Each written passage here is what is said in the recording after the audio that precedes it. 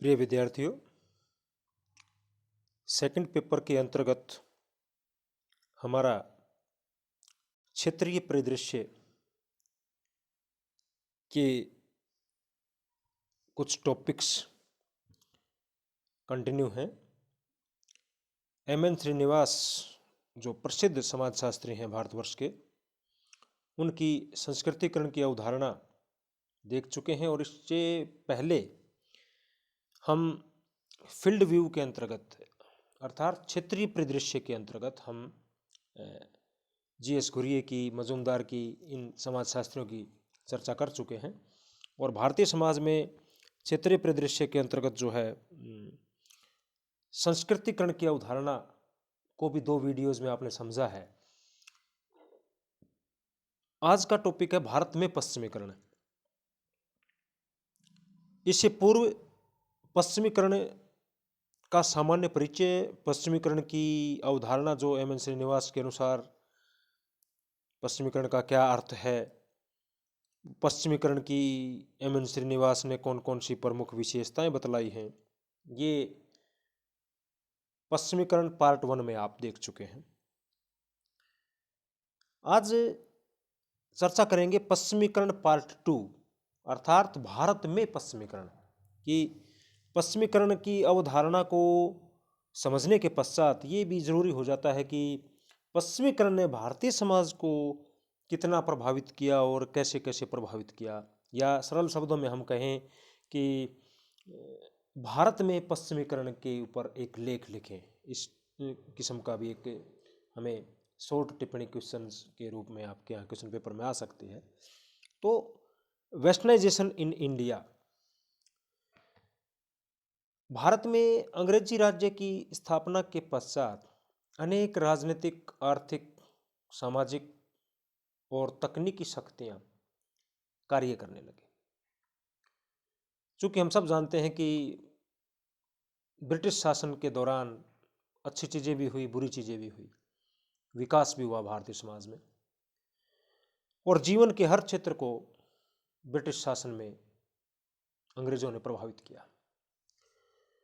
और ऐसी जो ताकतें थी जो राजनीतिक रूप से, आर्थिक रूप से, सामाजिक रूप से और प्रौद्योगिकी के रूप से जिन्होंने प्रभावित किया हमें, तो यहाँ के सामाजिक और सांस्कृतिक जीवन को इन शक्तियों ने अनेकों अनेकों तरह से प्रभावित किया।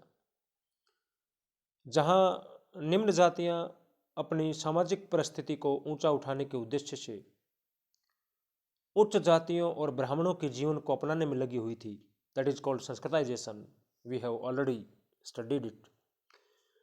वहाँ ब्राह्मणों तथा कुछ अन्य जातियों के लोगों ने अंग्रेजों के जीवन के ढंग को अपनाने में बड़ी आतुरता दिखाई, यानी तत्परता दिखाई। शुरू शुरू में ये ऊंची जाति के लोगों ने एक ये मान लीजिए कि तथाकथित ये एक ऊंचा स्टेटस प्राप्त करने की दिशा में लालायित हुए वो लोग जो है अंग्रेजों की लाइफस्टाइल के प्रति।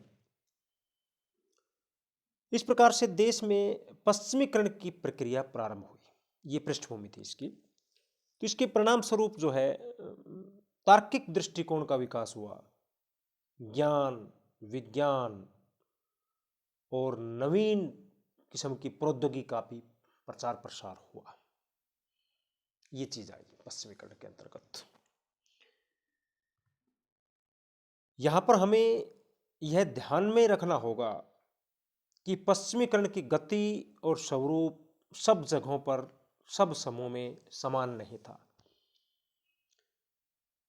Professor M.N.. श्रीनिवास ने मैसूर राज्य का उदाहरण देते हुए ये बताया कि वहां पर पश्चिमीकरण की दौड़ में ब्राह्मण सबसे आगे थे।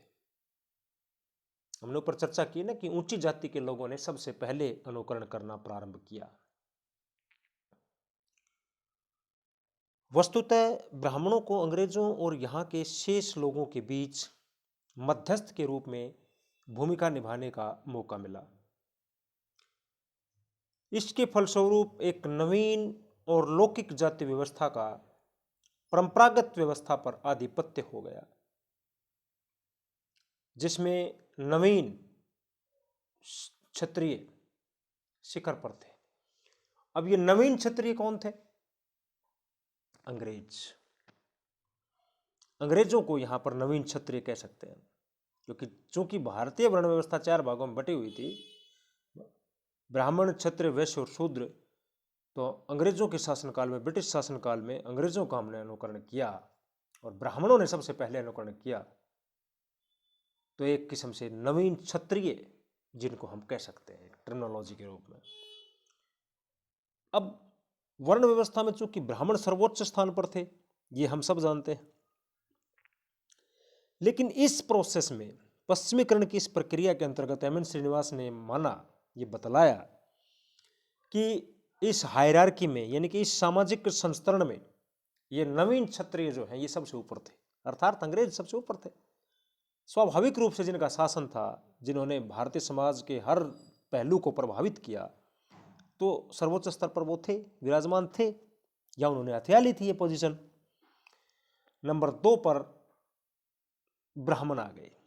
तो वर्ण व्यवस्था में जो पहले स्थान पर थे वो नंबर 2 पर आ गए, और शेष लोग जो है जातीय पिरामिड में, इस पिरामिड के अंदर शेष लोग जो थे वो निम्नतम स्तर पर थे। सर्वोच्च स्तर पर कौन रहे? अंग्रेज और ब्राह्मण। ब्राह्मण दूसरे स्थान पर रहे, बाकी लोगों में इतना अंतर नहीं है, वो निम्नतम थे, निम्नतम रहे। वेशभूषा, खान पान, रहन सहन बदला। अंग्रेजी कटिंग होने लगी, बाल अंग्रेजों के स्टाइल में कटवाने लगे लोग, पश्चिमी जूते पहनने लगे लोग, नवीन नवीन व्यवसायों को अपनाने लगे भारत के लोग, सिगरेट, मांस, मदिरा का प्रचलन हो गया, फैशन अंग्रेजों के देखा देखी तीव्र गति से परिवर्तित होने लगा। अनेकों प्रकार की धुन, अनेकों प्रकार की प्रणालियां जो अंग्रेजों की थी, हिसाब से बोलचाल में, दैनिक व्यवहार में सम्मिलित की जाने लगी। तो कहने का अभिप्राय यह है कि बहुत से लोगों ने, खास करके ऊंची जाति के लोगों ने, अंग्रेजों का इतना ज़्यादा अनुकरण किया, उनके जीवन के हर चीज़ को, उनके व्यवहार को, चाल ढाल को, रंग ढंग को, फैशन को, बोलचाल को, अंग्रेजियत यानी कि जीवन शैली में शामिल होगी, अंग्रेजियत, और मांस मदिरा का प्रचलन होगा।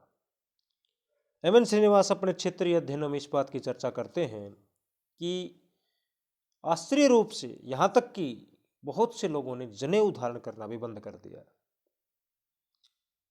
किस कारण से? मॉडर्निटी का अंधानुकरण करने की वजह से। ब्रिटिशर्स का या पश्चिमों के लोगों का अंधानुकरण इस कदर हुआ कि कई लोगों ने जनेऊ धारण करना भी बंद कर दिया।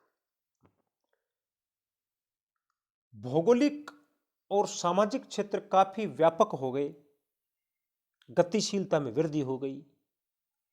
पश्चिमीकरण के परिणाम स्वरूप अच्छी अच्छी नौकरियों में लगे हुए शिक्षित लड़कों की मांग के कारण दहेज प्रथा बढ़ने लगी।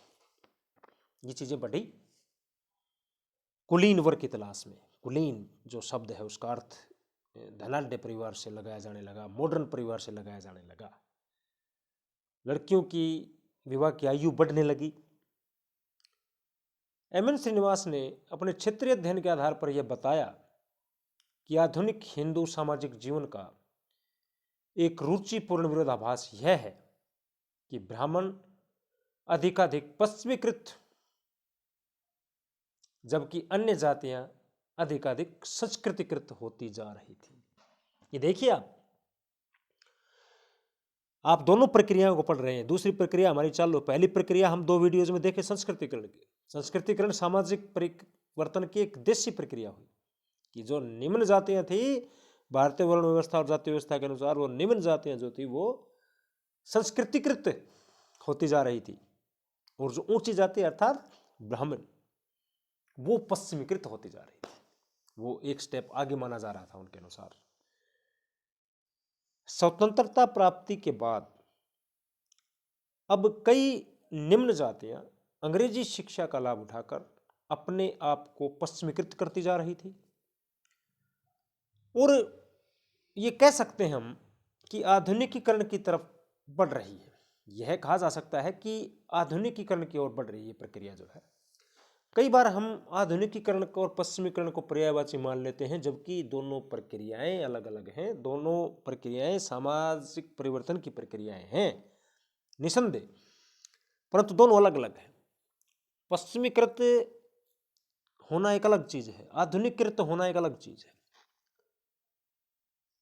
आधुनिकीकरण एक अलग डिफरेंट में आ जाती है चीज, लेकिन फिलहाल हम फोकस रखेंगे पश्चिमीकरण प्रक्रिया पे।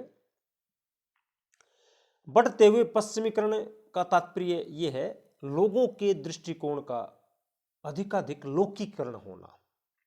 रैशनलाइजेशन जो है वो पश्चिमीकरण में आता है। राष्ट्रीय एकता अंग्रेजों ने दी, भारत में राष्ट्रीय एकीकरण को बढ़ावा मिला, रेलवे लाइन बिछाई, विकास कार्य भी हुए, लोगों के एटीट्यूड यानी कि सोचने के नजरिए में परिवर्तन हुआ। शिक्षा प्रणाली, अंग्रेजी शिक्षा प्रणाली आई, जो पश्चिमी शिक्षा प्रणाली को आज तक हम कोसते हैं। तो बहुत सी चीजें आती हैं, कुछ पॉजिटिव भी कुछ नेगेटिव भी। यहां पर हमें इस बात को भली भांति ये ध्यान में रखना होगा कि व्यवहार के एक क्षेत्र में पश्चिमीकरण के परिणाम स्वरूप व्यवहार के अन्य संबंध क्षेत्र के अनिवार्यतः पश्चिमीकरण नहीं होता है। कोई जरूरी नहीं कि हर जो प्रकार का हम स्टेप उठाते हैं अनिवार्य रूप से पश्चिमीकरण होगा सामाजिक परिवर्तन की दिशा में। संपूर्ण भारत में दशहरे के उत्सव के दौरान अपने व्यवसाय से संबंधित औजारों को साफ करना, सिंदूर लगाना, फूल चढ़ाने का सामान्य रिवाज है। यह गांव में भी और नगरों में दोनों क्षेत्रों में होता है।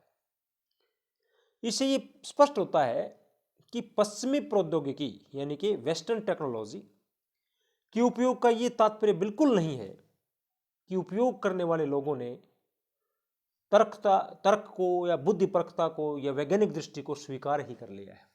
ये एग्जाम्पल जो दिया गया है ना, दशहरे के अवसर पर हम अपने औजारों को साफ करते हैं, या इसको दूसरे तरह से देख सकते हैं, विश्वकर्मा पूजा करते हैं सभी इंजीनियरिंग वर्क की दुकानदार जो हैं, जो मैकेनिक्स लोग हैं और जो इंजीनियरिंग का जो काम करते हैं, वो अपने औजारों को सिंदूर लगाते हैं, तिलक लगाते हैं, फूल चढ़ाने का एक सामान्य रिवाज है।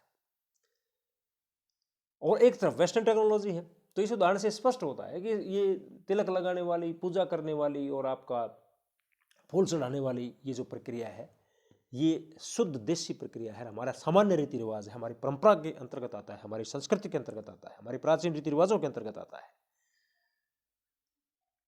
तो इसका मतलब ये नहीं हुआ कि हम पश्चिमी प्रौद्योगिकी को अगर अपनाते हैं, क्योंकि औजार या मशीन जो है पश्चिमी प्रौद्योगिकी है, उनको अपनाते हैं तो हम कंप्लीटली वेस्टर्नाइज हो गए, हम पूर्णतः पश्चिमीकृत नहीं होते हैं, हम अपनी प्राचीन रीति रिवाजों से भी जुड़े रह सकते हैं।